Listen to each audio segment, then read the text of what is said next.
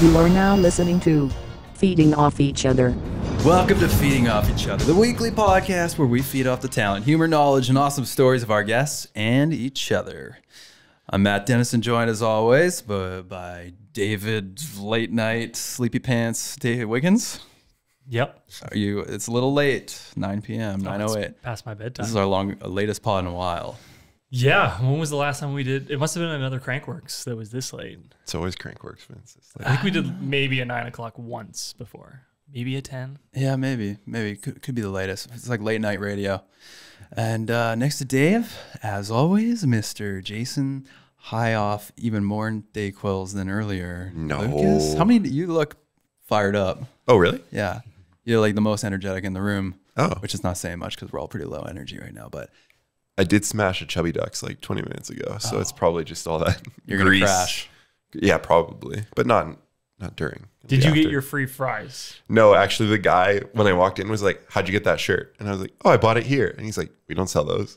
What? Wait, so you thought that you wearing a Chubby Duck shirt, you get free fries? Well, they told me that. The guy who sold it to me. He said, you come back wearing that, I'll give you free fries. Was he like behind an alley with a bunch of fake Rolexes? No, he was in the Trench Chubby coat? Ducks. Okay.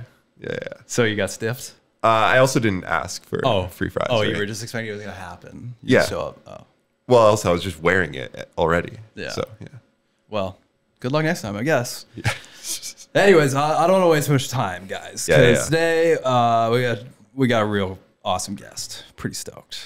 So let's not waste any more time. I'm just going to get right into the intro. Okay? I wrote this intro. I haven't written an intro for a while, but here I go. Okay. Nice. Today's guest is a true trailblazer in the mountain bike world, a renegade whose approach to riding I'd like to describe as punk rock. Approve? Yeah, punk rock's sick. Pretty sick. With roots in BMX, he transitioned to mountain bike just a handful of years ago, where he's already made a massive impact. You might have seen him defying gravity in Red Bull Rampage, or dropping off the roof of your local high school, or launching himself off the legendary El Toro stair gap. Do you know the El Toro stair gap, Dave? Absolutely not. Okay, well, Dave's not a mountain biker, but we educate him. We keep him in the loop, okay? So Nice. we'll let him know what it is later. I got to see him myself yesterday as he wowed the crowds at Crankworks Whip Off. And I was also very wowed. Freaking insane, landing sideways. We'll talk about that. No one rides quite like him. No one pushes the limits quite like him. He does whatever the fuck he wants, and I love it. We're thrilled. We're big fans. Please join me, fellas, in welcoming the one and only Dylan Stark. Oh man, you guys are a full production. That was sick. That was a great intro. Thanks for having me. Yeah, I don't do too many podcasts. I did one with Colby. We had to do it twice because the first one we just messed it up, and then we had to do another one. But I think I did one for Rampage too, like a really quick one in like the container. But this is like my first legit one, I think. So thanks for having me. Respect, man. Thank you. That's Thank awesome. You. Yeah. Well, yeah, we're big fans. I don't know. We probably were following you in like your early days of mountain biking, and we knew that you were going to do big things. Oh, thanks. Yeah, it's kind of like crazy that I'm made it this far in mountain biking, honestly, because I like, had no hope at all. I kind of just like wrote off BMX was done, and then started working a real job, you know. And then my coworker got me into mountain biking because like I had a Chumbawamba from when I was a kid riding, and it just like rotting away in my like sister's garage in LA or something. And then he's like, dude, you should get that back, and we'll build it back. And then we built it up, but it was like so old and clunked. And then I went on like rented some Kona, went on like a bike ride for the first time and didn't know about dropper posts or anything. And I was like, this is insane. Like bikes are so sick now, because I didn't touch a mountain bike since I was like 12. And then I was just ripping the chumba at the local mountain, and I posted one day that like I wish I had a new bike as a hashtag. And then Seminuk, like never talked to him in my whole life, so it was like pretty crazy. Like reached out, I was like, dude, I have like parts of a bike laying around, like a frame and forks and like some other stuff. He's like, if you get the rest, dude, you could have a whole bike. And I was like, no way. And then that really changed my life like fully, because like had no help or nothing. And then I got that bike and I got the parts and whatever. And then like first session on it, I went to Snow Summit, and then they had like an improv like jump comp on the Muscle Beach line or whatever. And I came through and then just like hucked a flip, my first flip on a downhill bike, and then like won the jump comp, and then like met the dude that like runs them out, and he's like gave me like a season pass, which like super helped out a lot because like I was just some broke BMXer trying to like get into mountain biking, and then like I was like, hell yeah, I could go all the time now and not like pay. So that like got my foot in the door, and then kind of just like worked at it, and just I was like, man, this would be sick to like ride mountain bikes more, you know, because this bike was tight. And then actually like a month into having the bike, I let my homie ride it on his birthday because we camped at Bear, and he did one run, did a suey, crashed, cracked the frame. And I was so bummed because I was like, dude, this is like the sickest bike from Brandon ever. And I was like, you broke it, man. It's like your birthday. I couldn't be too mad at him because it was his birthday. But I was like, I was pissed. I didn't even stay for the camping. I was like, man, my bike's done. But he's like, I didn't even break it. And I was like, dude, what? But I don't know. Long story short, it kind of like opened a lot of doors. And like, actually I had to like go back to riding the Chumbo after that for a while. And then Hyper gave me a bike and then took it away. And like, so much weird stuff happened. It was like, it wasn't easy at all to get into mountain biking. It was like so much work. And then like the bike shop, I worked for the BMX shop. He actually paid to warranty the Trek frame. So that's what I got. And then that's when I did the El Toro drop after that. And like filmed the edit. Cause like Stranger, my old BMX sponsor, wasn't too stoked on me mountain biking more. Even though I just like found it like a new fun, like a new passion, you know, cause it was so burnt on BMX and all of that stuff. And then mountain biking, it was like, whole fresh, like so sick, and like I've never been to all these places, you know, so I was like, this is so cool. I've been all over there like for BMX, and I was just so burnt on it, like all the skate parks, and just everything's so small and it goes so fast on mountain bikes and big, like it's way sicker. And then now like looking at street spots and stuff is like a whole new eye, because like it used to be like, oh, pull up to this rail, like what hasn't been done on this rail, like I gotta do something switch or like 180 out, like bar in or something, and then you're like, man, just like this hit by everybody. And it's kind of got like so like burnt on just trying to like do something new on the spot that I was like, man, it's like not even that fun no more. And then mountain bike, I'm like, dude, no one's like wall riding this building or like jumping off, like no one's even thinking about that stuff. I'm like, do you can land on like whatever, like stairs, and it's like way sicker, you know. It's not like snowboarding, you know, like you use the terrain different. So mountain biking just kind of just got super fun. And then I don't know, it just kind of worked out with like YT picking me up after like my first coming up here like at Crankworks in 2019, and like they really helped me out, then gave me a contract in 2020, and just like changed my life completely. But it's like I owe it all to Brandon, like just sending me that bike out of nowhere. It's pretty wild, you know. I don't know, like sometimes it trips me. I still thank him every day I see him. Like every time I see him, I'm like, dude, it changed my life.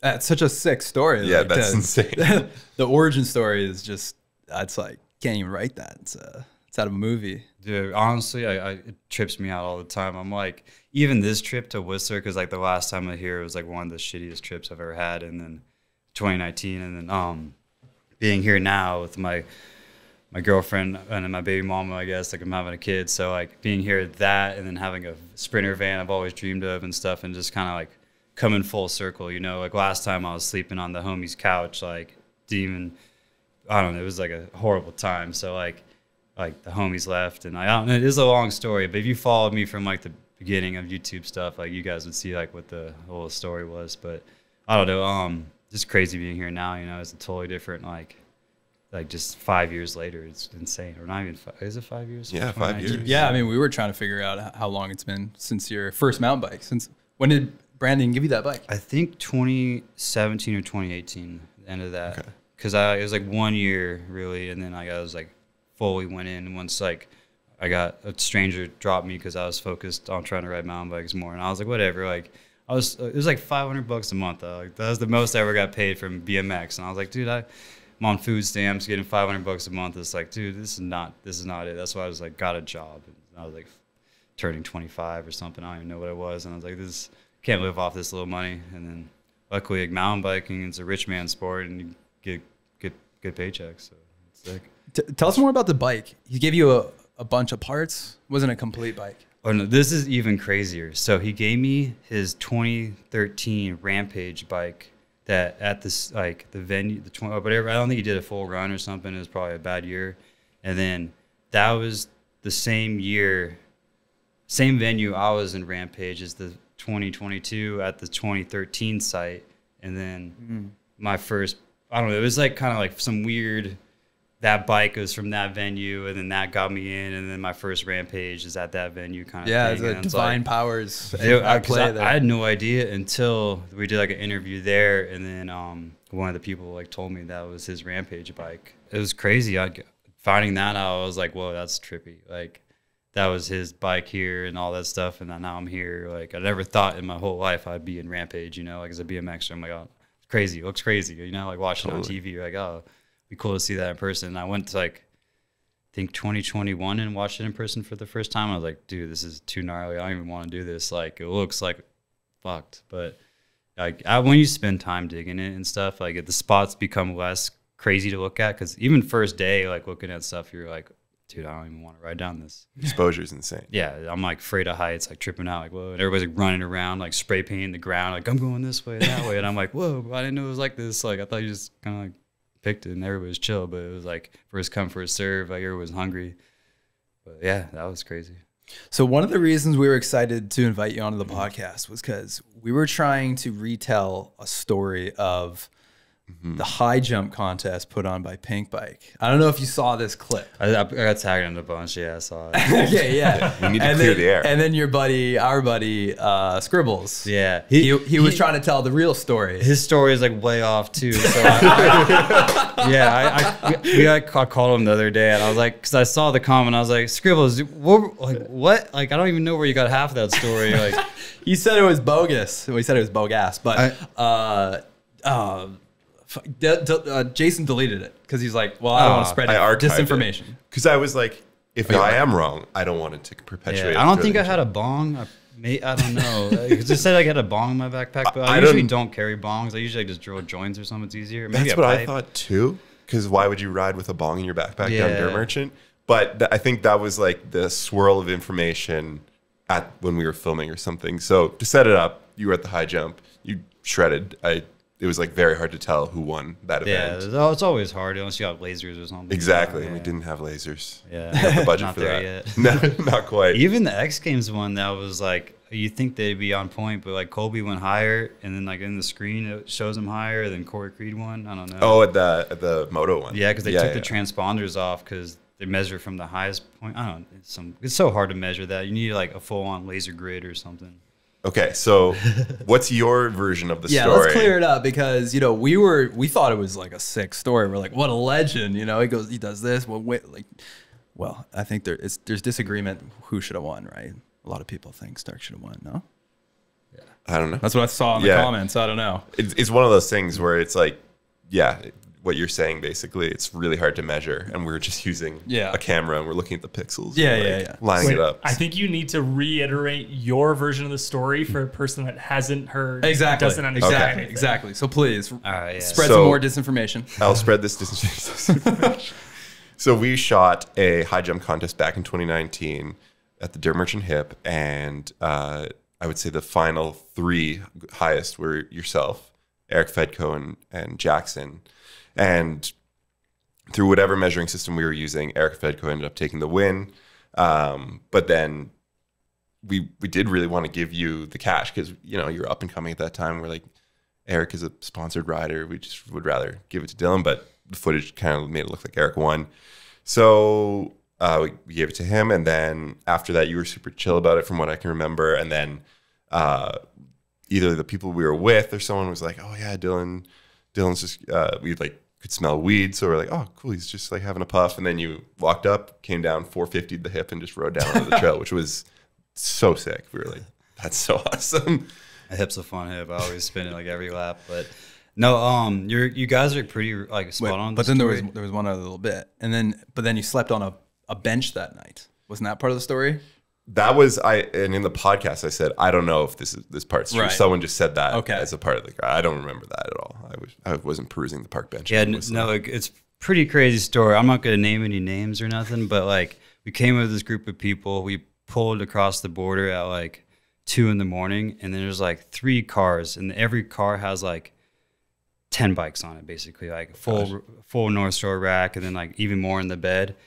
And I'm like, I got my Trek or whatever I had, or no, I think I had the YT at that time. You had a YT, I just got it just yellow and that black. trip. That was like the first time I ever really rode it was that trip, and it's just stock. But yeah, I had that and then a hardtail, and I'm like, these are my prized possessions. You know, I've worked so hard to get these, and I think that was the first time I ever had a new bike. And I was like, this is so stoked.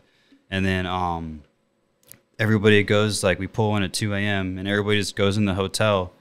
It's like to go check in. I thought they were gonna come back and get all their stuff because there's like gear bags and stuff in the back of the truck. And then they never came back out. And I just sat at the truck all night. And then I just slept in the truck, and I woke up to some tweaker like literally smoking a cigarette, looking at me because I had the window down. It was all hot in Vancouver, and there's like tweakers walking by. I'm like, dude, what? Like, where are these guys coming back? I had no service or nothing because my phone didn't work here. Gotcha. And I'm just like, oh man. And he's like, I would have stole all the bikes if you weren't here. And I was like, don't. But like, and then yeah, I woke up. They're like, I was like, they came out. They're all. I was like, what the fuck? And then they like yelled at me, and I was like, I'm over this. And then Scribbles like came out of nowhere, like 7 a.m, just got off work because I posted on YouTube and then or something. I don't even know what I posted on. He's like, saw it. He's like, I'm gonna come pick you up. And then he took me, and I stayed at his house for a couple of days. Well, I just like left the group. I was like, dude, like I can't be with this group. I was like on the edge. You know, on the road trip with some people, you can't take it anymore. Oh yeah. Yeah. So I was just like over it. So I was like, all right, Scribbles saved me, and then stayed there. When I saw some Vancouver stuff, rode Kush trails, and got hurt really bad. I tried to jump the whole line first go, not even walking through, brakeless. Made it to the very last jump, hung up, got like this gnarly like bruise on my hip where I was like kind of concerned like of like internal bleeding, but like didn't go to the hospital. But and then he like took me up. My friend Joe reached out saying we could crash at his place up in like, I don't know, it's like words where I'm even pointing, but kind of like North Whistler, I'm guessing. Like, Yeah, like and then something like that. Okay. yeah, I lived in like this crazy mansion, but it was like super like kind of run down, like ski bummy. Like there's like 10 roommates, and then I thought it was sick. He had like a hammock inside, and it was like the most like $10 million view kind of thing. But yeah, I stayed there, and then like the chick I was dating at the time,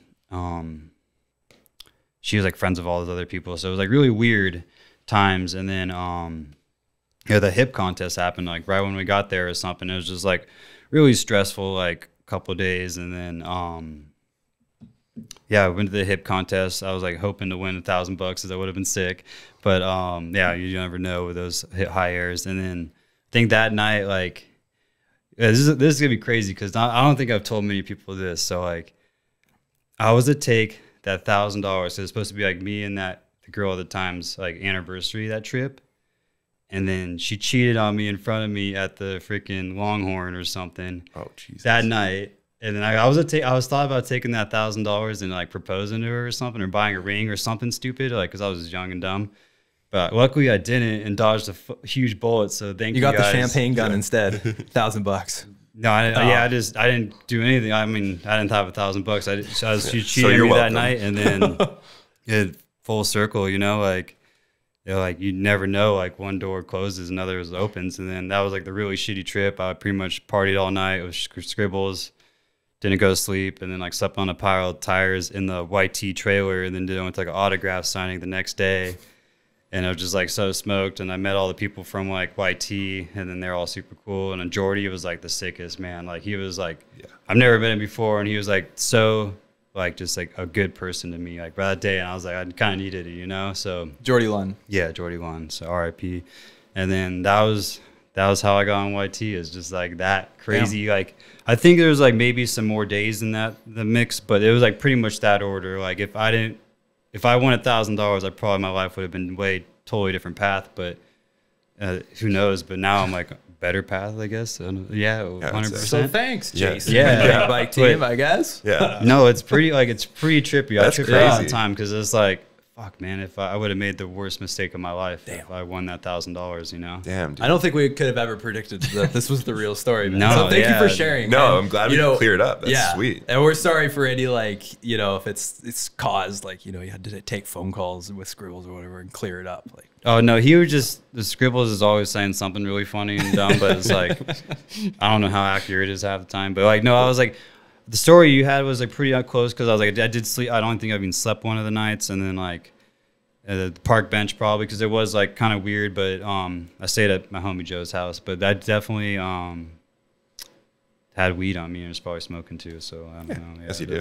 Yeah, it was normal. Yeah. But the bong, I don't know. Maybe like I can't remember. It Could've- could have been like a plastic one or something. That seems like something I'd do, or get a backpack full of something. I don't know. It's all good either way. It sounds like the major plot points were correct. Yeah, Just some of the details were slightly they were off. there, and the story got way crazier of how life turned out. But It's been 5 years, you know. People, Yeah. people forget. No, you did good. yeah. Hey, Chuthers! Looking to gear up for your next mountain bike adventure? Stumped on those always changing bike standards? Check out JensenUSA.com. For over 30 years, Jensen USA has been your rider-owned one-stop shop for all things cycling. With over 10,000 products from top brands in stock and ready to ship, they've got everything you need for any ride. That's right, Matt. With a team of Gear Advisor pros ready to help and super fast same-day shipping, Jensen USA makes it easy to get back on the trails. No more waiting around for your gear to arrive. Meanwhile, their price protection policy lets you ride confidently, knowing you've gotten the best deal. Yep, whether you are a seasoned rider or you're just getting started, you can shop with the confidence that you'll get the bikes and gear you'll need. Jensen USA provides detailed product descriptions on every product on their website, making finding the right products fast and efficient. And if you have questions, their team of Gear Advisor pros are standing by, ready to help. So visit JensenUSA.com to find the perfect gear for your next ride. With fast shipping, unbeatable prices, and expert support, Jensen USA is here to keep you pedaling wherever the ride takes you. And now back to the pod. Did people get pissed at you for the Red Bull Rampage rail? Yeah, for some reason, I don't know why. There's no rules in the real handbook of Freeride, you know, but because there's rules at Rampage. But I brought it up in a Zoom call before it all even happened. And then I was like, hey, what would have happened if I brought a rail? And like everybody's, all the athletes in there, or they're like, they all like laughed, and then like I think Todd's like, you'd be stoned to death, and I just said, I love getting stoned, and then like, Excellent. and then like I never said nothing of it ever, and then at the riders, like the first rider meeting or something, I think Brett or somebody, like Reader, asked me if I brought a rail, and I was like, oh no, that'd be sick though. But the whole time we've had it plotted, like, and everything, like I'm bringing a rail, like no matter what, and then it worked out like way too good because we hit it and everything, and then like no one even knew. Like even my filmer Salsa missed the whole thing. like luckily my TM Jimmy, he filmed it on his phone, and I was like the only person that noticed it happen because we were so afraid to tell anybody about it that like it would spread. And like when you talk at Rampage, you could kind of like hear up the valleys and stuff. It's kind of like crazy how the sound travels. So we always had like code words, like it was like a that, like we didn't even say rail or nothing. And then like so the craziest part like about the rail is I left it up to Scribbles. He was one of my diggers to plan it all. So they took this S&M slide pipe rail. Like if you ever get one, it's like 20 pieces because it's like, I don't know, it's really solid, but like there's like different heights you could put it at and stuff. So they decided to take it for piece and put it in 2 backpacks. And then like instead of just having like 2 pieces of rail and plug into each other and like bolt together. So they carry down in like the very final night in the dark. And that's like the same night all the dudes are like pulling the hoses and stuff for the broadcast to make it look clean, and they're like cleaning up everything. So they're like running around with headlights and stuff, and Scribbles and Marky, the other digger, they're both laying on their bellies in the pitch black. And I'm like in the YT Razor up on the ridge, like bumping music. Like I'm the last one there. I'm like, shouldn't be here. It's dark, and I'm just bumping music trying to make a distraction while they're like hike down. It was like a heist. And then I was like, shit. I'm here too long, and I'm like, I just gotta drive off. And then I drive off, and I go to like the YT tent, and I sit there for like 45 minutes. I'm like, dude, what happened? Like, what are these dudes doing? And then they're just like, dude, we had no lights, had to put it piece by piece, like together, like the rail. And it's like when you pull them together, you're like, wow, this is crazy. It's like a 6 mil and a 17 and like a bolt, and you got like put like I think 3 for each support, and then like 6 to hold the rail together because it's like a bracket and stuff.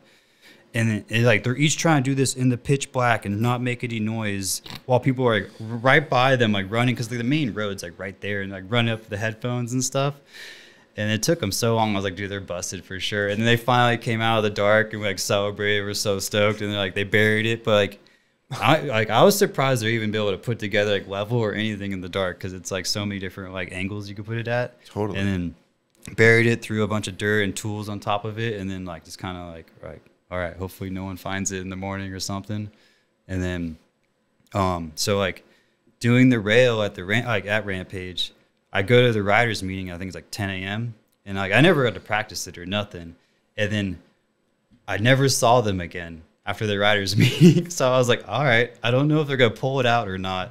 So it's gonna be like, I can't like tell them or anything or nothing, or like say like, I don't know. Like I was like, all right, I hope they pull it out, because we kind of like thought of maybe like doing the first run and then second run pulling it out. But I was like, fuck, maybe like second runs won't happen because the wind was starting to pick up. Totally. But I never like told them nothing. I just like went to the top and I was like fourth to drop or something. So I'm just like, fuck, man, this is insane. I'm up here like all this nerves, and I'm like, I hope the rail comes out. You have this level of uncertainty that nobody else has. Yeah, and I'm like, all right. And then like I do like the canyon gap, whatever, 3, and then I land and I like make how you make this turn to come to the drop. And everybody, I was telling everybody to do a half cab or something, so because we made such a big pad. And then I come around the second turn and I see the rail. I'm like, sick, it's there. And I'm like, oh fuck, I gotta like line up now, because I never even did like a roll up to it or nothing. And I'm like, all right. And it's kind of crooked and jump on that grind. I'm like, ah, shit. And like it was so slick from all the dirt on it, I like almost loop out and then just dab a foot, and I was so mad. I was like, fuck, man, all that work. And then I like wanted to flare the quarter, but like when I landed, my bad ankle was the only one that was on the pedal. So I took like all the impact, and then I was just like, oh, I just gotta make it through, and like made it. I was like, and then I didn't even know they didn't like know a rail happened or nothing. I was like thinking, oh, they probably saw a rail for sure, because like, and they called it like a trials hop. Oh yeah, the commentators like had no idea. So we watched it live, and I noticed it. I was like, what the fuck is that? Was that a rail? Am I tripping? And then we had to rewind, and then we saw that they miscalled it. Yeah. I was still tripping after. Yeah, because I was expecting to get the end, and her I was so smoked at that point at the finish line that like I don't even know how people even talk it to like do an interview then. But I was just like, oh man, that's crazy. But, just so tired and just over it. Like, but I was expecting them to say something about the rail, so I didn't even cross my mind that like they didn't see it, and I was like, fuck, I should have said something about the rail, and then. But it makes sense because they're all like watching on a broadcast and like in the container on this little like TV, so like they're not seeing it very high def. But I feel like there was like rumors. I think someone told me that Red Bull broadcast cut away. Like, don't show it, don't show it. I don't know. They were stoked on us. They had some comments like because people like called them out and they're like, oh no, we thought it was sick, and then I was like, all right, that's tight. But at the end, like Todd was just like, oh, I'm gonna have to add a new rule to the rule book, and I'm like, all right.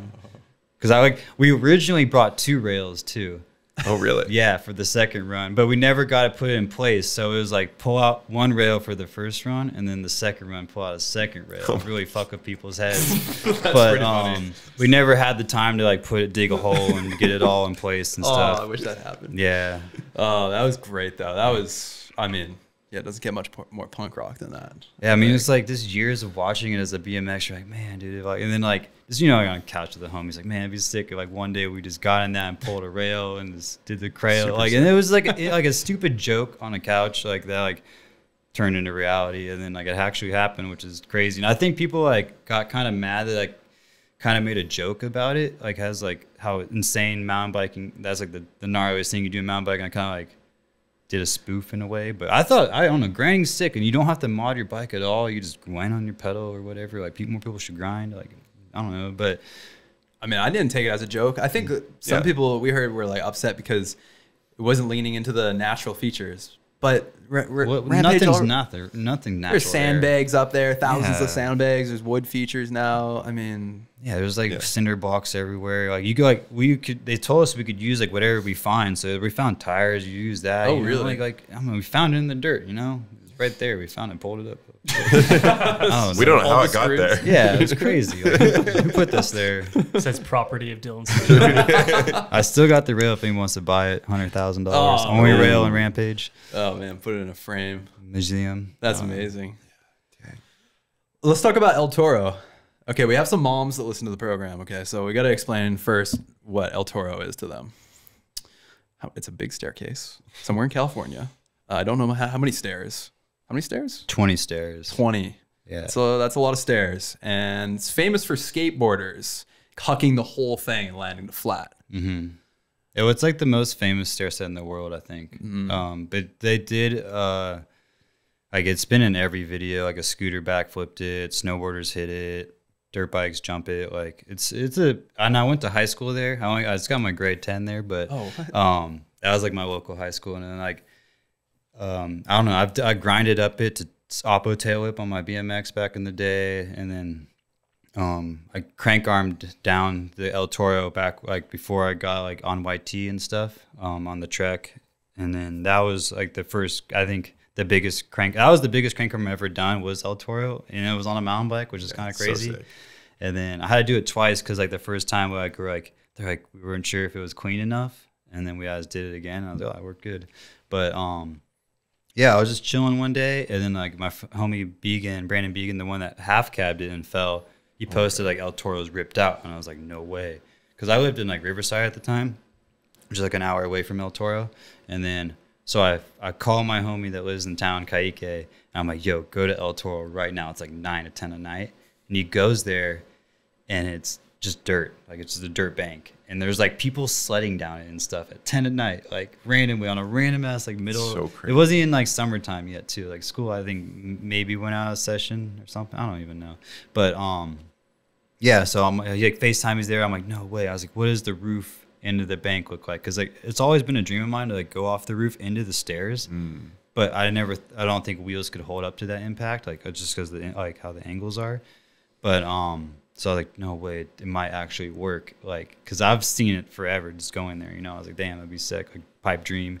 And then next day, I'm like, get like all the homies like riled up them that night. And then I'm like, next day I go out there, get there, like, I think like 10 a.m. or something. And they're like doing construction on it. And they're like working hard. And I'm like, oh, man. And then it was super crazy because I pull up and there's like a bunch of skaters there. And then the guy for he owns like S's shoes or Etnies or whatever, Don Brown. He like started S's. Okay. Or yes. He's there. And then he's like, I just some older guy there hanging out, and there's a construction people, and then like, they're like starting to come kick us out, like because like random people are on a construction site, and then he's like, "What are you doing here?" I was like, "I want to go off the roof and do it," and he's like, "No way," and he's like, "Do you know who Brandon is?" And I'm like, "Yeah, this is his bike," and then he's like, "No way," I was like, "I work for Etnies," and I was like, "That's crazy." I was like, "That's like the craziest person to like kind of like be there at the time type of thing," and then I was like, we all got kicked out, and then he's like, take my number down, tell me when you come back. So like we went, rode some trails like nearby Regency trails, and they were RIP those that got plowed. But went there, hung out to the day waiting for the construction dudes to be done. We go back around 5 and they're gone, but they have like all these new stairs they built, like wood, like the I don't know, like I guess the structure for like the scaffolding, cement, like cement like forms, you know, like Oh yeah.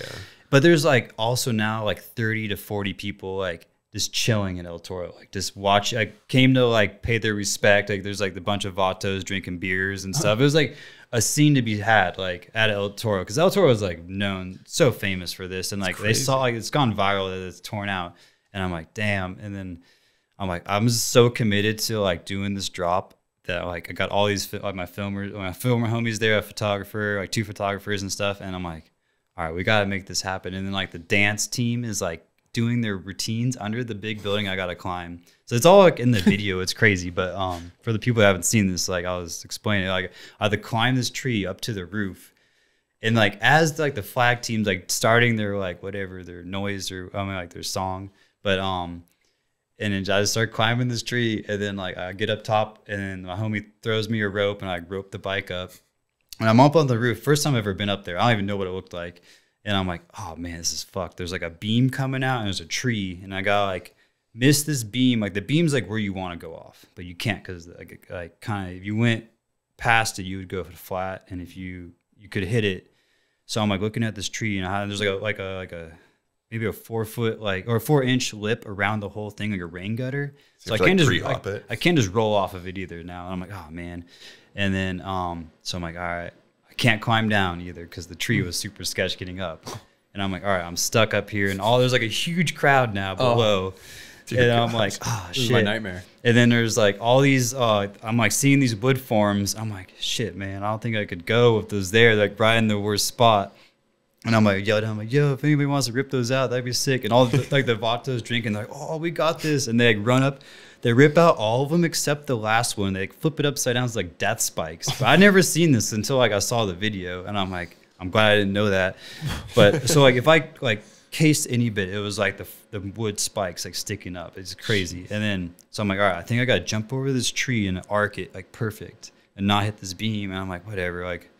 I gotta get down. I can't just bring all the people here and not do it. And I just did it. And honestly, like I could be dead right now. And I might have blacked out. It might just all be a dream, like or something, dude. Because like it literally happened so fast. And I was like just remember riding away. And I'm like, no way, it fucking worked. And then like everybody runs up, and it was like probably one of the sickest. Like out of every street thing I've ever done, like the best feeling roll away ever. Because like I don't know why, like it was the coolest moment or something. Like going to high school and always looking at that, but. That was sick. And then it went super viral and like it's on Skateline and everything, and everybody's like reposting it. And now like I think that was like my moment of blowing up, I guess. But it was just like something I just wanted to do. Like I didn't do it to like go viral. I was like, oh, this is the only chance I could like hit this roof into this drop, you know? Like and I was like, it's the El Toro, you know? And then now it's got like a huge yellow gate that someone like ran a golf cart off of like right after they did it. There's like it got destroyed so many times, and then like now there's like all these things so you can't hit the rail no matter what you do. So it's like it's done for now. Damn. But I'm glad I got the last like major banger on it, and Yeah, it's like El Toro has been like a huge part of my life, you know. That's So, wild. Yeah. What a story. How was the whip offs yesterday? We watched you. I watched you at the bottom, and it was pretty rowdy. I was like, my mind was blown. I don't think I've seen like a whip event live in a while, and I didn't realize how past 90 degrees people are going. Yeah, it was pretty sick. Like it kind of sucks that you're hiking, you don't really get to watch anything. You just hear the crowd yelling, like, "Oh, what happened?" And then, I don't know. I like yet the day before they had a practice, and I was feeling super good on it. And then like I just had my I always ride my headphones in and just jam out because I was like to tune everything out as jam. But I'm up at the what top. kind of headphones are you wearing? Under Just the wired Apple ones, like okay. the best, because like you get to change, you just pause it and stuff, and then just if they fall out, they're wires, so you don't have to look for your AirPods or whatever. What are you listening to? Mostly like Suicide Boys or like some Metallica, or like it's always a mix, like Juicy J and like Xavier, and I don't know, just shuffle. I have no data right now, so I just go on my SoundCloud, and whenever I got downloaded, I just hit shuffle and just kind of just go through that. But yeah, just jamming out to that, like having a success, you know. I was like, hell yeah, the bike's feeling chill. Like, love riding big jumps. And it was I'm the last one up there. I realized I'm the last one up there on practice, and they're like, oh, last rider dropping. And I was like, what the hell? And then I'm like super superstitious about saying last run and stuff, or like one more time. I hate when someone's like, oh, can you just do that one more time? It was like, I always get fucked. Like, I don't even know why. Like it just this happens, and then You got to say another. Right? yeah, or I'll go a couple more, you know, or something. But like I don't know, it's some sort of weird superstition. Yeah, but I feel like, that. I'm like, oh shit, I drop in, and then like I just go to do a whip, like a chill one, and I just get stuck, and I'm like, oh fuck, and I don't want to bail because I have like bad ankles, and I'm like, all right, I could probably try to ride this out. And I just literally like ride and just slap so hard like on my back and my head. Oh. And then I was like I kind of was like a little like woozy, but I was like, it wasn't like the Fox helmet is like a beast, and it didn't hurt at all. So I was like, all right, everybody's freaking out, like, you all right? And I was like, I think I'm all right. And then like I bent my handlebar down, and like my seat like slammed, so it kind of like took, like the bike took the crash, so I just like body bagged.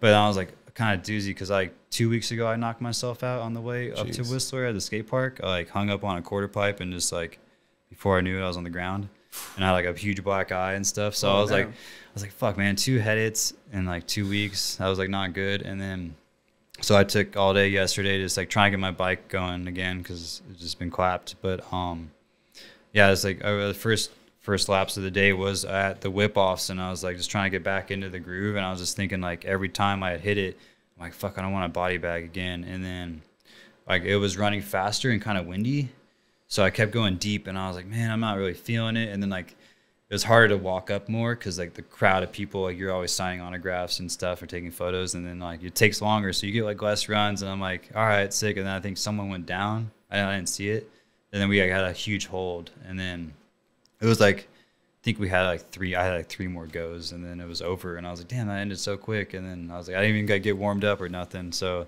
but it was cool. Like seeing the huge crowd and stuff. Because like I did a Dirt Masters whip off, and it was insane of like the chainsaws and everything. But like in Germany. yeah. Yeah. And then it was just sick because like you always see the corral and everything and all the videos, and you're like coming in the crowd. It's like pretty cool. That was the first time they did it at the bottom. So Yeah, it's really iconic in that way. Like beautiful background, crazy photos came out of it. Yeah, because usually on crabs, and the only 2 times I've ever got into, like the first time I couldn't figure out where crabs was, like the first year I came to Whistler, and I was trying to get into find crabs and go to the whip off, and I made it there right at it ended, and I was like, no, super bummed. And It's hard to find. this 2019 years, I found it at the time, and then I got there right as like the final train. I went to try to 3 it, and I never 3'd anything that big, and I did like the craziest, almost died 3 and like nose manual knack dive. I don't even know how I survived, and so I had that like, crazy hematoma. So I was like not trying to land on that. I was like so happy I rolled away and didn't die, and then. That was the last time I rode crabs, and then coming here this year is all rebuilt and super sick, and it's such a fun line. But it would have been sick to have it on Crabapple again because the jumps are like so proper this year. So how did you get in? Because you didn't get in the conventional way. It was a little bit of like a social media like movement in your favor. The fans really got behind you. It's crazy. Like my fans are like the sickest. I don't know. You guys are all the best. I don't know. They have like a cult following now. It doesn't seem real to me half the time because I'm just like some dirtbag just trying to get by. But I don't know. Like I didn't know I was gonna be here for Crankworks. I thought I was just coming from my Whistler trip, and then we were supposed to go to McDuff's before Crankworks, and then I was supposed to just go home after that. So I didn't think I'd be here for whip offs, and then once I found out I was be here, I was like, oh, I'd be sick to get in. So someone was like, oh, a bunch of people told me to email the lady, and they're like, oh no, you're not in. And I was like, oh man, like what the hell, like.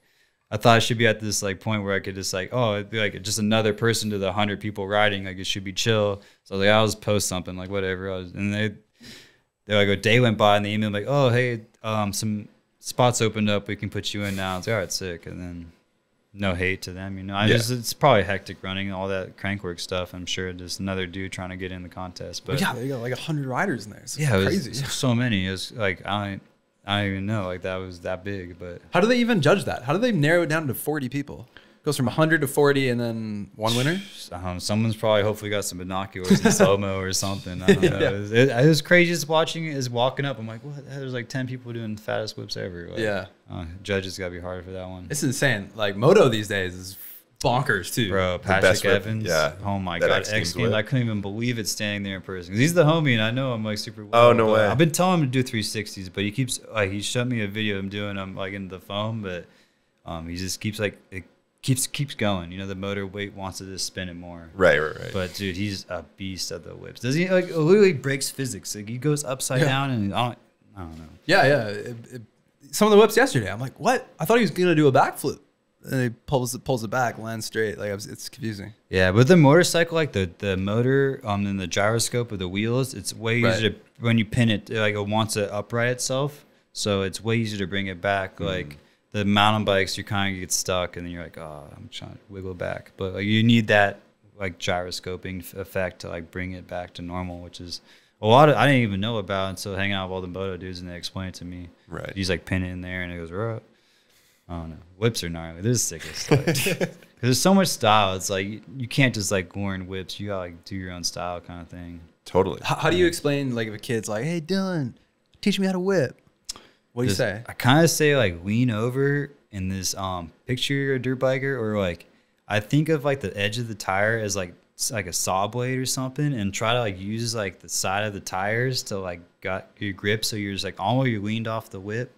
Or off the lip or whatever, and I don't know. It takes a while. Like I still don't get them all the time, but I don't know. Like the more you flow and just do them, like it's sick. And then, like some whips, like on a steeper jump like that one, you want to pull up like a dirt jump and kind of like lean like a spine. Like a spine's help because you like naturally have to whip to get back into a spine, like in a BMX or a park or skate park or whatever. So I just think of jumps like that. So you just pull up super high, then you naturally whip to like bring it back.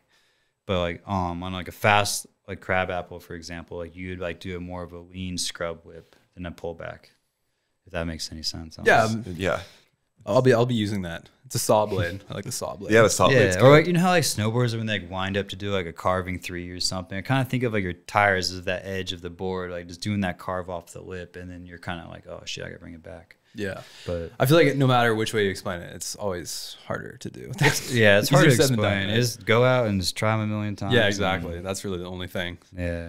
Going back to Rampage, we're curious about the politics of like getting into Rampage, because as just like fans on the outside, we're like, how do you even get into Rampage? We don't even know. Yet some people make videos, some people make like content throughout a year. Some people are like posting shit on their stories. Some people just get in. Some people are like grandfathered Do you- in. Just Yeah. Yeah. Do you even know? I know it's like there's like 4 or 5 people, like the judges or something, like a committee, and then they just go through like the list. Like they send out an email, and then you apply in the email if you want to be in, type of thing. Okay. And then like whoever they email like is on a list, and you give them like a 2 video parts, so 2 links, and then like a little paragraph about why you want to be in, and like your results or whatever of the past year and stuff like that. And so it's like I don't know how they pick the people. I'm sure like there's so many good people that want to be in, and it's got to be hard. So like I know it's not an easy job, and I think they only could pick 10 this year. Okay. There's like 8 pre-qualified, so 10 get a chance, and then plus the women. So I don't know. Hopefully get in, man, because last year I had like the bad ankle, so I think that hurt me a little bit, because I got like right after I put out the Stark for Rampage video, I went and got stem cells on my ankle in Tijuana. Oh, really? And like was hoping like I have like the most messed up ankle apparently, and then it's just been hurting so bad for years, and then I finally was like, all right, I'll get an MRI and see what it looks like, and then every doctor's like, oh, you got the worst ankle I've ever seen, like you need to fuse it, you will never ride a bike again. And I was like, fuck this, like so once a friend reached out, and his dad or his uncle is like a big surgeon in Germany, so I sent him my MRIs, and he's like, oh no, it's not that bad, but you should probably like look into some like different treatments, don't fuse it, you're too young. And I was like, shit. And then Rooftop, like an old BMXer, he has been going to Mexico to get stem cells in like all over his body. He's been promoting it a lot, and I'm like, man, maybe that's the move. So I was like driving one day, and I just called him, and then talked to the stem cell people, and they like talked me through. I emailed my MRI, and they said, yeah, we could do something, but it was like so much money. It was like stupid. And I was like, fuck, I don't know if I could pay for that. And then I was like, man, like, because I was like saving up to try to buy a Sprinter van, and I was like, all right, so I have all this chunk of money, but I was like, I have a bad ankle, like what do I do? Like, and then ended up just like rolling the dice, paying some random dude over the phone like way too much money in Mexico. And my bank freaked out and stuff. I had to like call my bank and stuff, and I'm like, man, I really hope this is legit. And then it turned out to be like super sick, like shout out CPI stem cells. But it was Get us all in. Yeah, Please, yeah. dude, it's really like, What do they do? I did this inject like both sides of my leg, like ankle, because I have no cartilage left, and like regrows cartilage and stuff. And then like literally, I don't even wear ankle braces anymore riding. I don't even believe it. Like I don't know if anybody's ever watched any of my YouTubes, like for years, like I always complain about my ankle hurts. Like Yeah. always wear like space braces and stuff, but I'm just trying to strengthen my ankle now by not wearing braces. But like I could go on hikes and stuff, and like do stuff I never thought I'd be able to do again. Because like even digging for Rampage, it was like so hard because I jammed my ankle like one day, and I realized it's just not jamming, it's just really bad. And then like after that, I was like, man, like I was just so bummed. Like I was like, man, I can never ride again. All these doctors telling me this stuff, and I went and got stem cells, and it literally changed my life. Like it was a miracle. Like I'm sold. Yeah. Boys, Tijuana? Yeah. Next Yeah. summer or what? When? TJ. When are we going? yeah, I mean, you just go and chill, like, and they drive you across from San Diego to go. Like you say, like it's all so like 5-star style. Like you think it's like sketchy because Mexico, but it's so nice. And then it's like all these rich people, like the super famous MMA guy was there with us, and like you like share like this. It's like 24 patients. You like lay in recliners all day, like above the beach, and you just like get pumped of IVs. But I hate IVs so much. I like pass out with needles and stuff. So I put my shirt over my head every time. They kind of make fun of me, but they like pump you full of these vitamins, and then like you do like hyperbaric chambers, and like take like since it's like so many people at once, they kind of like you have your own schedule. And then like one day they take you to MRIs and X-rays and do all these tests to make sure you're able to take the stem cells first, and then like they do it like halfway through the week and monitor you like Thursday, Friday, and then they drive you back across the border Friday to the hotel, and you just get picked up or fly home or whatever. But super good food, like it's super cool. I met a lot of like really cool people like you never would cross paths with. Like everybody, it's like an adult summer camp. Like everybody goes there so like iffy and like if it's gonna work and everything, and like halfway through the week everybody's like kind of like opening up to each other, and then end of the week everybody's feeling all good because they're all stem celled up, and then like you guys are all best friends exchanging numbers like, oh, I'm gonna come hang out with you in Tennessee or something. That's like, so sick. some dude owns like a fishing company. He's like, oh, we're going fishing in New Orleans. I'm like, dude, this sounds so sick. These guys are cool as hell. Like they're always like mad rich because they're got the money to pay for this, and but Right. everybody's like so skeptical when they come in. They're like hoping it works, and they're like, oh, it's actually working, and then I don't know, it's cool as hell. Like, Is it needles? Like, how do they inject stem cells? it's I did PRP. It's like the same system. Like you just big ass needle straight into your like joint or whatever. Because PRP is they pull your own blood and like spin it into some machine and then pump it, push it back into you Oh, or I've whatever. heard of And that, like yeah. it kind of helped. It made it sore as hell for a while. And then I had to be in a boot for 4 weeks. And stem cells, I just couldn't really walk the day of. The next day I was walking to the taco stop like by the hotel at night and like cruising around. I'm like, dude, what the hell? This doesn't even seem real. I Yeah, was it's like, like dude, my magic. ankle feels great. And like I was tripping out. I was like riding 2 weeks after, like I'm not supposed to. And then literally a month after it all happened, I'm like, X Games calls because they announced the Rampage thing. I didn't get in. I was all bummed. Like a week went by. Then like Clay Harper calls me like one night like at 10 o'clock, and I'm like, what is this guy calling for? Like US Open or something? And then he's like, oh, dude, you want to be in X Games? Are you riding right now? And I was like, oh shit, am I riding? Like my ankle's kind of fucked, but like I should be taking this 100-day period to let it fully rest.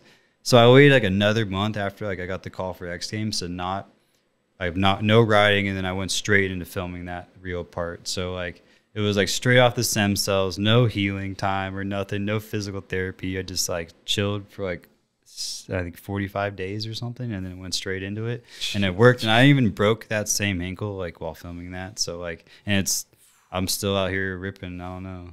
Jason, share your ankle story. Come on, you guys need to bond. over Yeah, broken I also ankles. have shit ankles. I've broken both of them. One minorly, the other one mountain biking. I like fully flipped it 180. So my I was foot riding backwards. behind him Yeah, with that a was it. GoPro on my chest, Oh my and yeah, God. his foot was pointing the other Yeah. way when he was laying I'd down. faint for sure. Did you Yeah. faint? No, I didn't faint. Jason was a soldier. Yeah. No, but I feel your pain when it comes to ankles because they're pretty important. Dude, with they're mountain like, biking. yeah, and walking's tight. Like when you can do it. Walking is tight. Like when you're like starting to depend on people all the time, like you can't like go to the like I mean you go to the bathroom, but you have to like hobble around. You're like, I don't want to go to the dude. kitchen right now. Like I'm glad I live in a 1-story because stairs are the worst if you're hurt. Did you rock a knee scooter? Yeah, Yeah. scooter. But like they recommended like after it just to walk normal, like no nothing, help, no like just no boot, no nothing. I was just cruising. That's sweet with the stem Yeah. cells. Yeah. Yeah, but like boot life. You know how it is. Yeah, it's terrible. Dude, it's the worst, and it fucks up your other side because you're all compensating for it. Like my hip was Yeah, your hurting hip, and stuff, your hip and starts to like hurt. knees start going out, and it's just like, man, you just want to be out of the boot and just barefoot or something. But yeah, Matt, what are you looking up? I'm just thinking about how far Dylan's come, and I wanted to share this photo that I guess Dave dug this up. I don't Oh, know where the yeah. hell you got this from, but what can you say about this photo? oh, that's a great photo. My friend Nick Edwards loves to send me that all the time. I think I was like 10 or 11 right there, and I was racing speedway motorcycles. And LBZ is the sickest brand ever. Shout out LBZ, but yeah, I don't know why my hair looks so crazy. Dude, Maybe that's crazy. You got the dippity do in there. Yeah, I something. definitely It looks have like a you're going product. fast. a lot you of know? gel hair. Is that like Right. 2002, 2003? Probably, honestly, I don't even know. I Because was that's what that hair is telling me. Yeah, it was a long time ago, and that was like I was racing speedway, like more like the brakeless motorcycles that go in the circle. Oh, Like, okay. yeah, I did Yeah, that. yeah. My dad loved to do that, as and I dragged me around, but I stopped racing around 12 because you race like the same 5 kids every weekend, and it got so boring. Like I was like, I'm over going in a circle, but now I look back, I was like, damn, speedway's sick. But then I was like, it's not that fun. But I've ridden it since then, and like it's pretty damn sick. Totally. Take So- it for granted. What was it like to hang out with young Dylan Stark? Oh man, I was either always at the jumps behind my elementary school or like cruising to the lake with my homies that lived on the lake in Lake Forest. So Like I literally would go to the jump. It was like behind my elementary school. There was like a patch of dirt, and I'd literally build jumps there before school went, and I'd go to school like 8 a.m. and then check on the jumps from the field, like make sure no one fucked with them or something, like on my recesses. And then as soon as I got out of school, I was down there until dark every day, and that's all I did is just build bike jumps. Because like the landscapers would come tear them out like once a month. Like Really? I was always rebuilding, and I wish I knew about water and dirt working together, because there's a creek the whole time, and I never knew as a kid that you could like mix water with the dirt.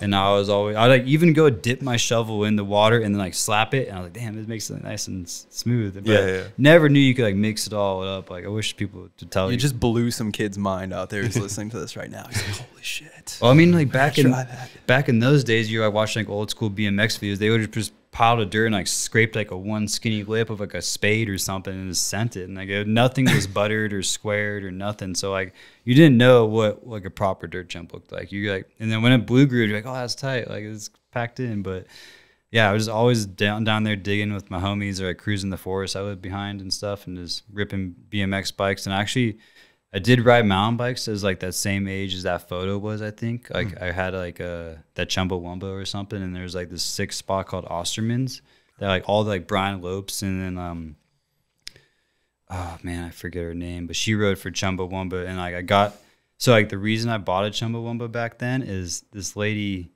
drove me home when I knocked myself out, and she rode from Chumbawamba. Like I got like this Exonic hardtail that was like super heavy and like the biggest seat ever. I thought it was so sick. And then first day, John Jesme built all these trails. I don't even know where that dude's even at anymore. But he was like the local legend of like Lake Forest at the time and trail building. And then knocked myself out. I was like a 12-year-old one day, and she drove me home, and I thought she was like the nicest lady for doing that. And I was like, I'm buying a Chumbawamba from that. And then that's like really got me into the mountain bike scene. But then they plowed the spot. And then Big Bear stopped doing mountain biking. Like Norba like stopped or something, because I think someone sued them. And then the only place to ride was this place called Fontana. Okay, yeah. And then it was hell. Like I hated it. Like I go there and push a 50-pound Chumbawamba as a 12-year-old up a hill to go race down it. And I was like, for like a 2-minute run or something, it's always hot, and you like pedal super far against this wall. And I'm like, this isn't fun anymore to me. And that's when I stopped mountain biking. It's like kind of picked up a BMX, and just always went to like the dirt jumps. And then they opened Etnies Skate Park in Lake Forest when I was like 13, and then I started skateboarding all the time. And then they started having bike sessions, so I'd ride my bike to the skate park, skate, and then like skate with all the homies, and then there'd be a bike session, so I'd catch a session on the BMX. And I realized I was better at BMX than skateboarding, so I just started BMXing all the time. And then that kind of like led to, they never allowed mountain bikes in the Etnies skate park either. They said the suspension was too hard on the concrete, which has, I don't know who wrote that rule. And like still to the, like they let bikes in for I think 8 years, and like it really, that made me the rider who I am today, is being able to ride that place and just like go there all the time and like on the sessions. But it was never like a park you could pull up. It was only Wednesdays from like 3 to 6, and then Sundays from like 8 to 12 a.m. You couldn't go whenever you wanted. Oh, crazy. So yeah, California is stupid, man. That's Yeah, like that's the worst. That doesn't exist here, really. Yeah, and then so like you'd have to just go to those sessions, and then when I wasn't there, I was out digging. So I'd just be building dirt jumps and then go to the skate park when I could, and then that was just like my life, like just going to the skate park and dirt jumping. So and then going to school, I guess. A little bit of school. Yeah, but I don't know, it was cool. Like, but Etnies did ban, like they expanded the park and had like a cradle and like made it the sickest park in the world. Like all of California, still hands down the sickest park in California. They banned bikes. The day they opened the expansion, after like years of us watching it be built behind the fence, the day it was open, they banned bikes, and then I fucking hate Etnies ever since then.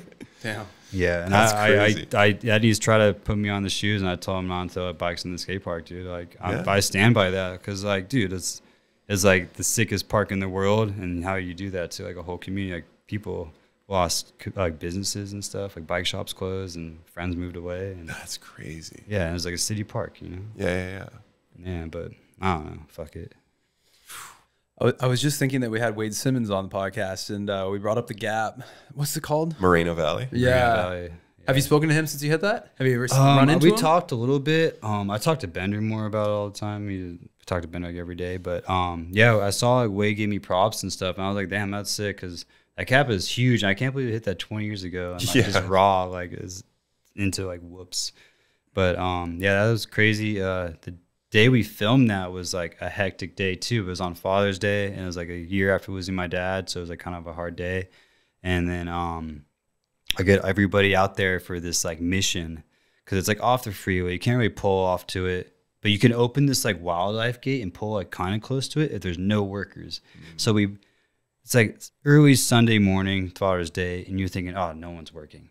You pull up 10 cars, all working, and they're like working on this pipeline like that the road is for. Oh, okay. And then so we're like, oh fuck, like everybody's here. And then it's like we get there at 8 a.m. and we had to do this crazy off-road through like these hills to park like on the other side of the freeway and then go under the tunnel. And then we get there, we go all stealth incognito because we don't want, there's like a bunch of cars, but you can't tell if anybody's in them kind of thing. You're like, I don't know if this is like they're gonna call or whatever. So we like go all stealthy, get up there, get everybody gets in position, and then it's like windy now. It's like 10:30, 11. It's like it's spots like right in the valley. It's super windy, and I'm like, fuck, man.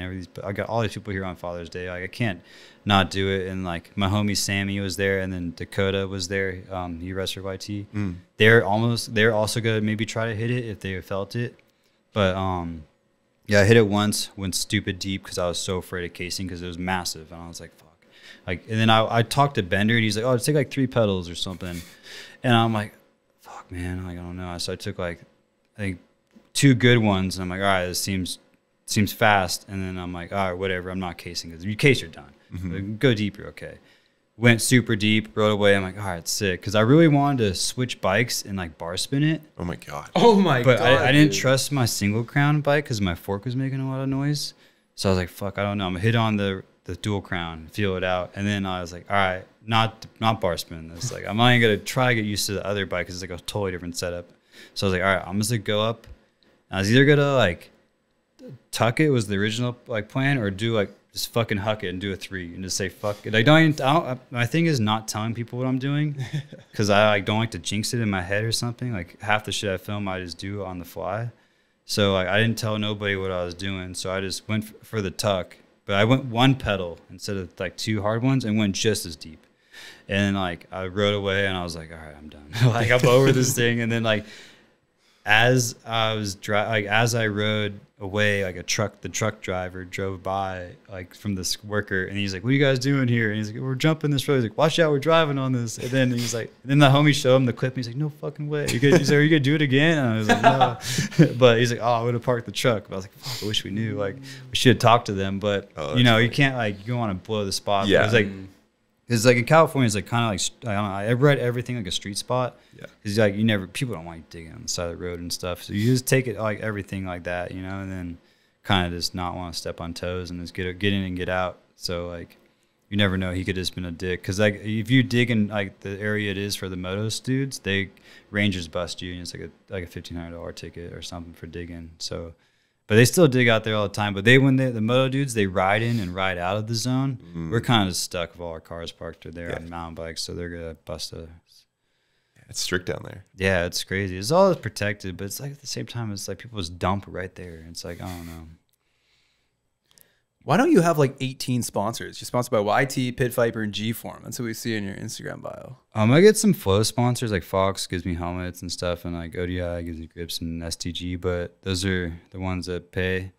But I don't know, I have all these sponsors like hit me up and like this never pull through or something, or I think they're scared because I break everything. But I don't try to break everything. I just ride to like the fullest, like you should, and then things just break.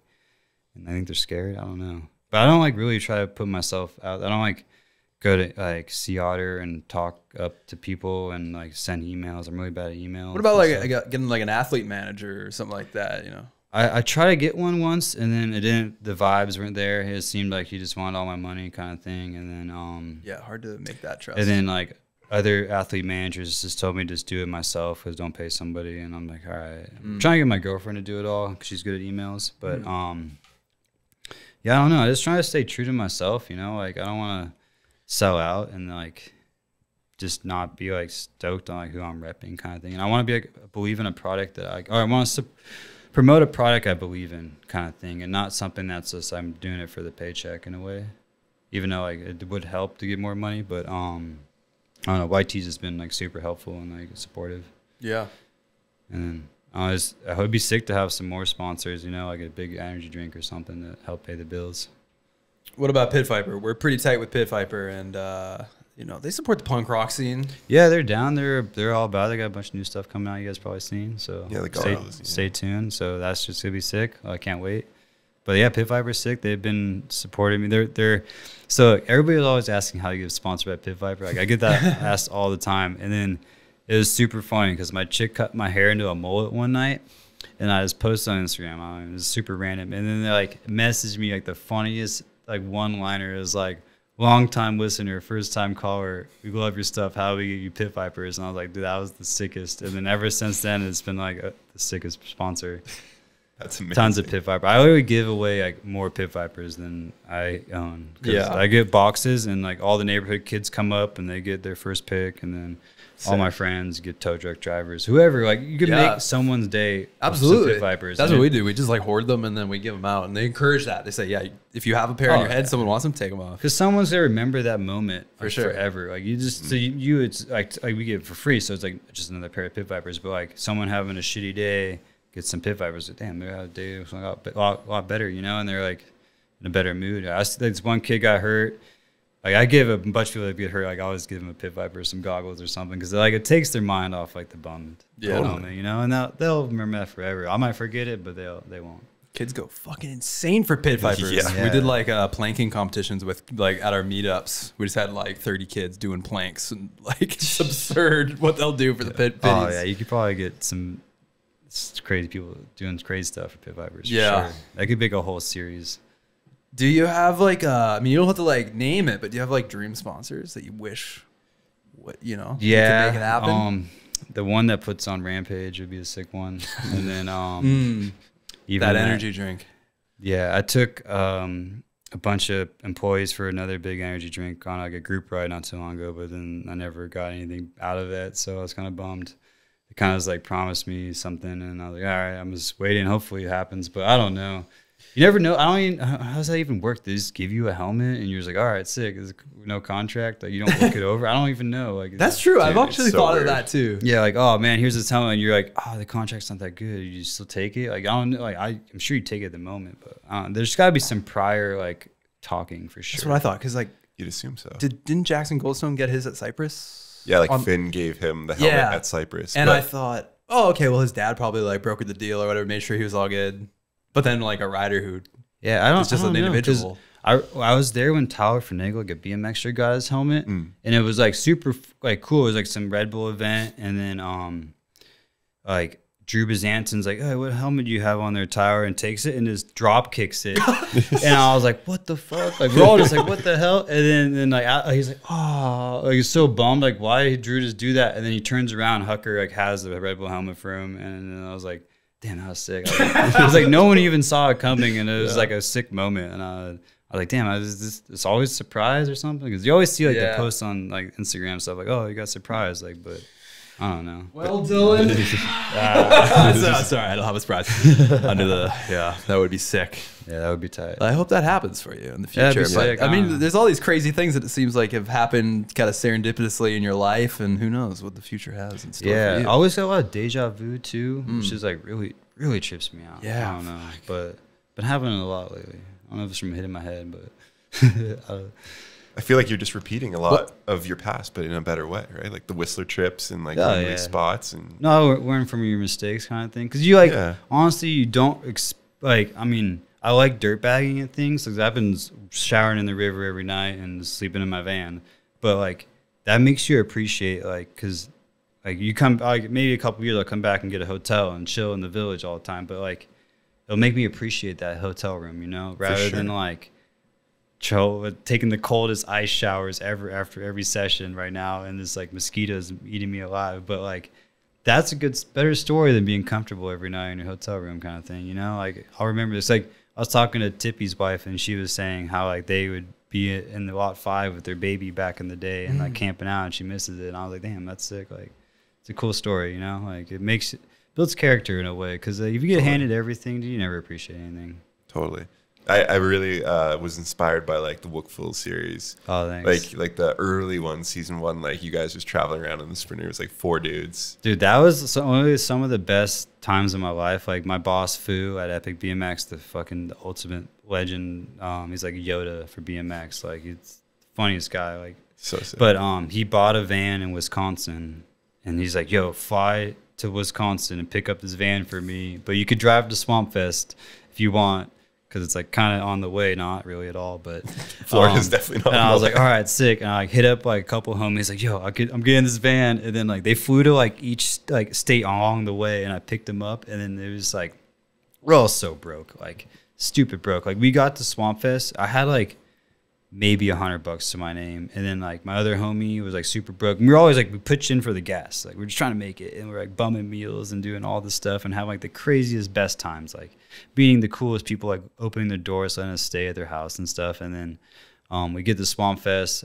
I think I got second in the best trick, and my homie got first. And then we won like $500, and we're like, we're rich. And then I was like, fuck, how do we get back still? And then Fu actually helped us out with a bunch of gas money to make it home. But like it was just being so broke and putting yourself out there, and you're letting like social media help you. Because like I literally stopped at some family's house in Louisiana, and they cooked us a dinner just from a YouTube comment, like on a private page. Like no idea. I was like, this could either be the weirdest people or the sickest people. And they literally made the best gumbo, and Z Cajun is like the season I'm always posting. And I literally, like, that's one of the coolest like moments is like meeting people like that, and like this just putting yourself out there. Like I watched some YouTube channel where they just only hitchhiked or like traveled across America off like someone's dime, and it was like an amazing series. And like really like had like a connection with that, because like you put yourself out there and you meet like the greatest people. Like you never like would expect it. Like as a lot of people stay at my house all the time, I met like some of the coolest people, like just from being like, oh yeah, you could crash, like I don't know, and never knew who they were before. Like even that kid that tried at 180 Bar El Toro, like they were just a group of BMXers that came into the shop I worked at. They were sleeping out of their car. I'm like, fuck, you guys seem pretty cool and not that weird. You come stay at my house tonight to get a shower or whatever. And then took him to El Toro the next day. He tries the 180 bar, and now Max Miller is like on Fit and putting the sickest videos out. But that was just some 16-year-old kid. Like that was just, I seen the passion, you know, like, and you gotta like give it back, you know, because people let you in, you gotta let them in. That's awesome. But pay it forward, you know. For sure. That's sick, man. I feel like you're inspiring a lot of people out there. A lot of people are tried it, with man. How you pursue life, and how you do your thing, and you know, you are not afraid to be yourself and do it your own way. So yeah, because like it's great. Like if you like try to be like somebody else, like that's not cool. I know, just be yourself, and like if they don't like you, they don't like you. Then maybe you just change yourself up. But like if they're haters and they don't want to be your circle, don't let them. Like don't care. Like it's more cooler people out there, you know. Like the haters are gonna hate no matter what, winning or not. Like, and then it's like more lonely at the top or something. I don't know. Like you bring all the homies up, you know. Like a reverse pyramid of homies. Yeah, like a funnel. Yeah, like a funnel of homies. Yeah. Have you guys watched The Real Bros of Simi Valley? Absolutely. Did you see the movie? I haven't seen the movie yet. Oh my god, that was a saying in the movie. No way. They're like, it's not a pyramid, it's a funnel. Is this the Jimmy Tatro thing? Yeah. Yeah, it's the best show ever. Yeah, I've watched every season of the show. It's so good. It must hit so hard for you. Oh, dude, it's like, so on point. It's like insane. Like it's like almost like too scary how on point it is. I'm like, are they like making fun of us? Yes. like the victory blunts and like all the shit they say. It's like too good, like, especially SoCal. You know? It's yeah. So it's such a different scene. What's a victory blunt? Dude, when you get a sick clip or something, you smoke a victory blunt. I don't know, like if you're over 21. But very nice, thanks. But no, yeah, I just like I don't really drink, so I don't like have like a go drink beers or nothing. I'll have like a beer occasionally, but like I'm not like, oh sick, we just got a clip, let's drink some beer. Yeah. I'm like, oh, let's go have a blunt and then go on to the next thing or something, go get a sick meal. But like I don't know, like little celebrations. You gotta treat yourself, you know, and not just keep going. I don't know. You gotta reward yourself. Yeah, just take care. Like treat yourself. You're not here forever. Yeah, that's a good point. Have that ice cream or freaking get that energy drink. I will have that ice cream, Dylan Stark. I will have that ice cream. Thank you for Unless the you're encouragement. diabetic, don't do it. Not yet, but the ice cream might bring me there. Let's play a game. This has been awesome. We Yeah. got a game lined up. This or that. Yeah. Are you down? Oh. Yeah, I'm down. All right. Well, Jason, rip the The rules? rules. Yeah, this is the rules. It's that time again, folks. Time to play This or That, the game where you choose between two radically different options. Either this or that. Are you ready? Yeah. Are you asking that? No, you go. Okay, for it. okay. This is the music. Question 1. Sativa or indica? Indica. These are sick questions. Pee a marble or poop a baseball? I still think they're Oh, sick. I'd rather poop a baseball. Nice. I heard kidney stones are the worst. You're the first person of the day. We've done 3 podcasts, and you're the only one who said poop the baseball. The ladies said pee the marble. Well, yeah, it's probably easier for them. Yeah, I think so. They give out- Gender specific. Babies come out of there. I think it's a different No, animal. no. Oh, yeah, But you're maybe, right. I don't know. Same area. I've only seen it in a textbook. Mountain bike or BMX? Mountain bike. Coffee or weed? Weed. I like coffee, though. Bringing free ride to the streets or streets to the free ride? Free ride to the streets because there's more options. Ooh. Swamp Fest or X Games? Ooh, Swamp Fest, way more fun. Cry every time you poop or poop every time you cry? Wait, what? Cry every time I poop or poop every time I cry? I guess they cry while you poop because the other one be messy. Sunset or sunrise? Sunsets because I don't like waking up early. 420 or 69? 420. Woodward or Whistler? Ah, man. Whistler probably because Woodward is sick, but there's more to. I like the mountains better. 4 feet tall or 8 feet tall? Let's go 8 feet because bigger is better. Crank arm or bar spin? Crank arm is a better feeling, but bar spins you can do more often, I guess. I don't know. I'll just bar spin. Bar spin. Yeah. El Toro or Merino Valley Gap? Merino Valley would be fun to sesh with no wind and like no stress. El Toro was not fun. It was just one and done. Downhill bike or dirt jumper? Downhill bike. Not enough sleep or not enough food? Not enough sleep. Tacos or burritos? Burrito about it. I mean, don't talk about it. Burrito about it. So burritos. Nice. Okay, tough one. Dick-sized nipples or nipple-sized dick? Someone said this to me earlier. What? We'll do the nipples because you'd probably make a lot of money on OnlyFans for that one. True. Wait, what the fuck? Who said this to you? Someone said me like there's another crazy one. I don't know if you guys put this in, but would you rather suck 10 dicks or suck one dick Yes. 10 times or 10 dicks one time? But you probably cut that out. No, we'll keep that in. Leave it. Double it. But that was a crazy 20 one. dicks. That is We crazy. should add it to the next podcast or that question. Yeah, okay. We should do that. Dirt Merchant or A-Line? Oh, Dirt Merchant. I hate A-Line, dude. Dirt Oh? Merchant needs to go all the way down, dude. I'm like so bummed when I get off Dirt Merchant and have to ride clapped A-Line all the way down. Hot take. Dirt Merchant or Crab Apple? Can we just make Crab Apple all the way down as well? I've heard that a few times. Yeah, That's because I'd fair. rather hit the Crab Apple jumps, but Dirt Merch is fun for like chilling. But the crabs, these big jumps are better. Fair enough, fair enough. And then finally, X Games Real MTB or Rampage? The real MTV because you could be more like more creative. Rampage is so stressful just for that 1 or 2 runs. So like the real MTV, you could really like put it all out there and like get more done. I guess Nice. more my style, you know. Well, that was the game. Well done. Well You done. win. That was sick. You win it all. Good You're job. legend of the game. Nice. That was awesome, man. Thank you so much. I know it's late night. What time is it now? 10:25 Oh, p.m. nice. Oh, it did fly by. That was sick. Yeah. That was awesome. I could listen to your stories forever. You got good stories. Yeah. They're great. I mean, yeah, I keep going, but I'm sure you guys are tired and been podcasting all day. Oh man, I got more questions, but for another time, man. For Thank another you. time. Yeah, Thank you. Part 2 coming soon. Maybe. Hell yeah. Yeah. Next year. So what's next for you? Hopefully I'll know if I'm in Rampage in like a couple weeks, and then if not, maybe start. I don't know if since I got fan favorite at X Games, I know I'm invited back for the next one, but I don't know if they're gonna do skip a year or not. So we'll see with that.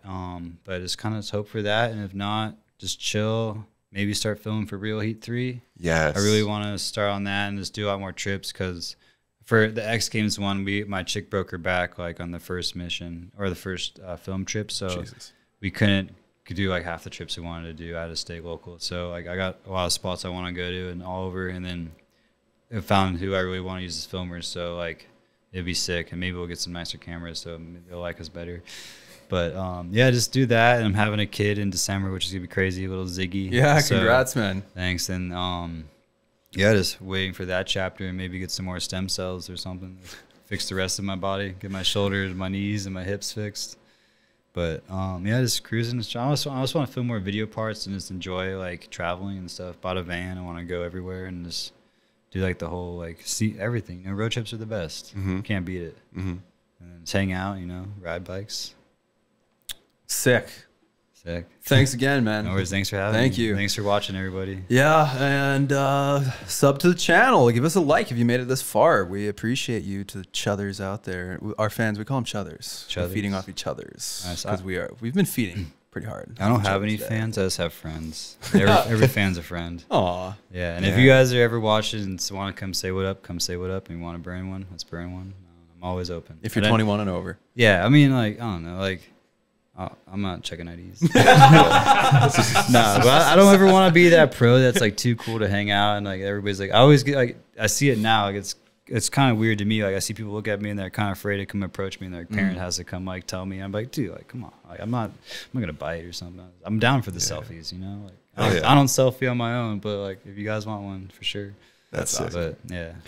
And Dave, leave us a voice message at speakpipe.com/feeding off each other. So we get our fans to call in and they ask us a question or roast us or whatever. Yeah. Or promote their SoundCloud last time. Yeah. That was a short one. Yeah, don't do that. What was that guy again? I can't remember. Don't give him more. Don't give him more. Oh, it's on the tip of my tongue. Danny.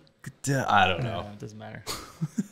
And you can also visit mahalamydude.com for our merch. Check it out. We got a ton of cool stickers, mountain bike accessories, apparel, stuff like that. Really helps us if you purchase stuff. Are you metaphorically well fed today on the Feeding Off Each Other program? Yeah, this is sick. Very professional. Yeah, it's cool how it sounds in the headphones. Yeah, the worst part is when we take these off and then it's back to real life. It's like, yeah. That's what you gotta get those shooting headphones. Yeah. Just wear them all the time, forever podcasting. Yeah. Can't hear shit. No, it's trippy. You guys gotta try them on sometime. Yeah, I do want to try that now. I don't even remember the last time I shot a gun. I mean, Do you? You can't do that in Canada, huh? It's harder. It's harder. Yeah. But I thought this was America. what? Where am I? All right. Well, that's Bod. Thanks, everybody. Did I ask if you were well fed? Did I just ask that? Yes. Oh God, I'm sorry. Yeah. It's almost 10:30. Are you well slept? Come on, bro. Oh, all right. Well, And as always, let's go to bed. Thank you for listening to Feeding Off Each Other. Please subscribe for more great podcasts.